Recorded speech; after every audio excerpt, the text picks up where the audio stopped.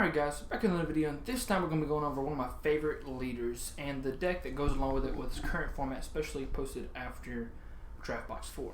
Now, we may be getting a few more tools for Naz right before, in that new collection set. But I'm not sure if there's going to be anything for this deck, and I doubt there will be. So this is what it probably will look like for Nationals. If you don't know what the leader does, it discards Universe 7 cards and draws 2. So discard 1, draw 2. It's once per turn, and then when you awaken, you untap 2 energy and flip it over. 4 less when you're at 4 less life. You want to hold that awakening and awaken on your own terms when you're playing this deck. In most cases, there are ways to get around it with this guy right here. If you have 3 less life, it becomes a 4-drop, and then you can play it, then awaken, and then you're set to go for the full combo for Victor Strike. It also KOs the card in rest mode and draws you a card. And then on the back side, it does the same thing, but after you discard a Universe 7 card, you draw 2 and then rest a battle card. It's pretty neat. So it goes in combo with cards like this because it kills in rest mode.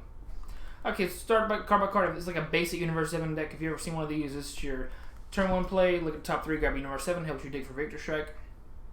Look at the top 7, try to find Universe 7, mainly Victor Strike because it's the one of in the deck. Your Roshi, your basic yellow negate. There is a blue one now, but your yellow energy is important in this deck because you play cooler, as you see here. This is your new bad ring and draw 2, but it costs 3 yellow. If you have 6 or more cards in rest mode, you draw 1 more card, so draw 2 if you have 6 or more when you play it. And in most cases, you will, because your leader and your 5 energy plus whatever you're attacking with will be your 6th card. So usually it's true. You draw 2. Helps you in the game. If you want to go to a basic super combo, when you have 5 or less life, draw 1 card. This card gains 10,000. Simple. It's also Universe 7, so that's why you choose that one specifically. Your turn 2 play wants to be objection and hopefully placing yellow and blue, yellow energy. So you need yellow energy. You need 3 yellow energy by your turn 5 or 6, depending on how you want to play against the certain deck you're playing against. Which, what I mean is that turn 5 or 6 when you have 5 or 6 energy. This deck got a few more tools in the recent draft box, and you got the new Ultra Instinct Goku. This is a Universe 7 card, and it counterplay or counter attack. You play this card, and this card can't be negated in anywhere by your opponent. Then you bounce one of their battle cards and draw a card. So this deck does have a weakness to this card. So, ironically, Ultra Instinct Goku can bounce Ultra Instinct Goku, and that's the sad part, right? But you cannot counter this with Cooler, which is sad. But if your opponent is playing this card, they're probably playing Shenron or another variant of a deck like this. This deck may not be the best choice if a lot of people are starting to play this deck, but there are a lot of aggro decks that will not be playing this deck. And a lot of decks that really just don't rely on this card or won't have the energy to do this if they're trying to keep on par with you. So this is a card to watch out for if you're playing this deck, though. A new tool this deck got is Universe 7 Frieza. Discard, and then you draw 2, right? And then your next turn, you can pay 3 and bring it back if you want. It's barrier blocker, so it's actually good against this deck. Barrier blockers are good against Victor Strike, ironically. In the side, you would have the side deck, the guy that allows you to attack cards in active mode, and you have the combo over it. But I'm not sure if that's really something you want to be doing, especially since it's got 20k. It's pretty easy to defend.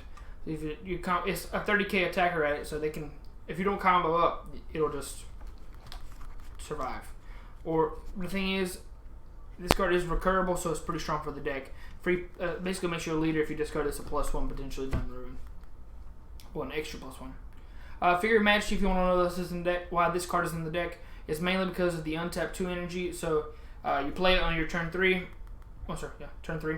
After your objection on turn 2, and then you'll untap 2 energy, draw 1, and then you have energy to play your defensive cards.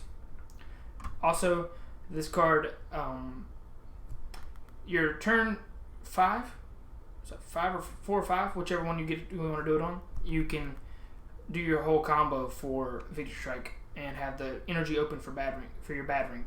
So because you need to untap the 2 after you attempt the leader, and you play the 1 to evolve with this guy over top of one of these, and you will be able to have 3 energy open before you play your Victor Strike, and then bam, they lose. Also, bean helps a lot with this play. So if you have any number of beans, it will help you push through and make sure the combo goes through with cooler.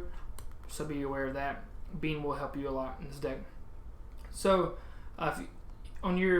this is a new card from the draft box as well. This card is mainly to stop your opponent from counterplaying you with Champa. It's like the main card that hurts your deck.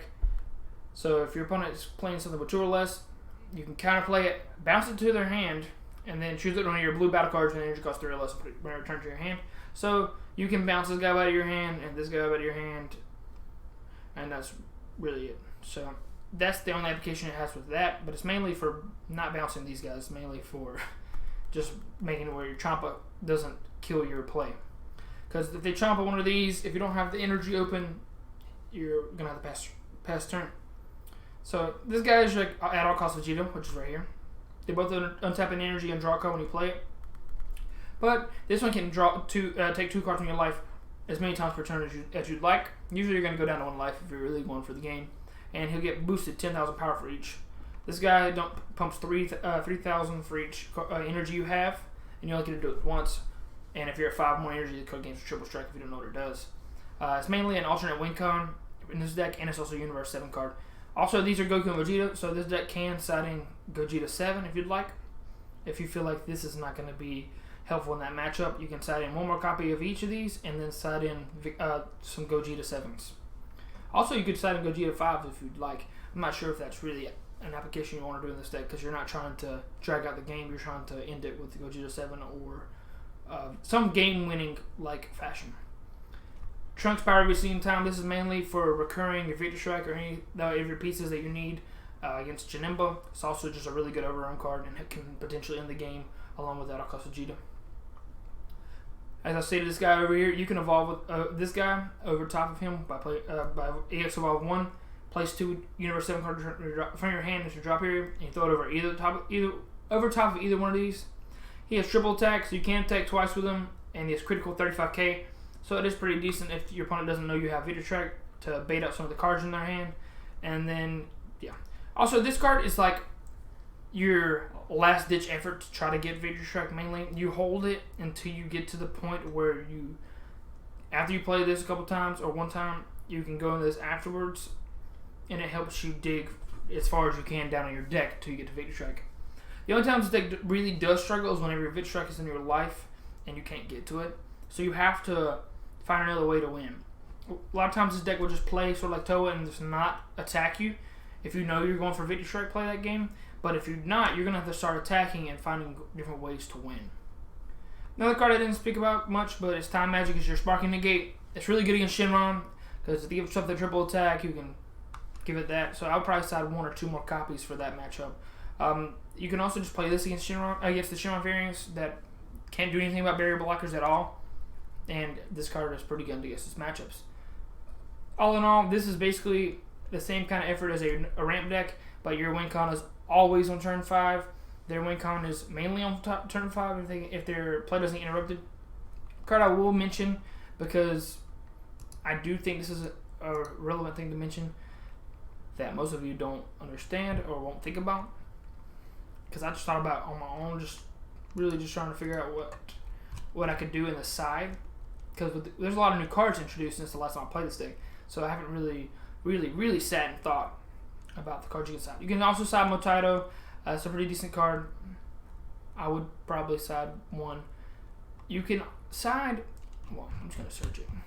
It's way easier. So on Channel's there, I'm just gonna search the Frost.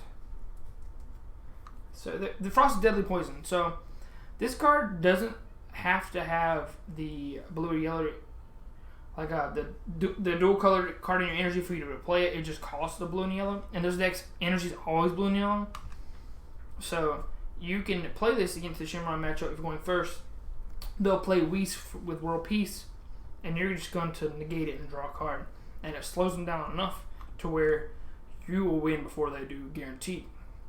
They can't do double objection Whis and attack you with their Whis and then put something in the drop area, because you're not attacking them if you're going for Victor Strike. So they're not allowed to just dump things other than with their Super Dragon Ball.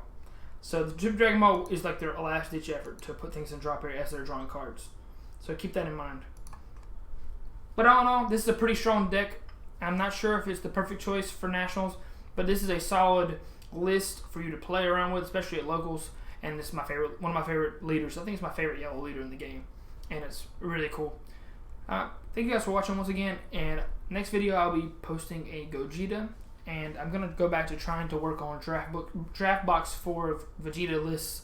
I hope you guys enjoyed my last one of those videos with the mono red build, and see you guys next time.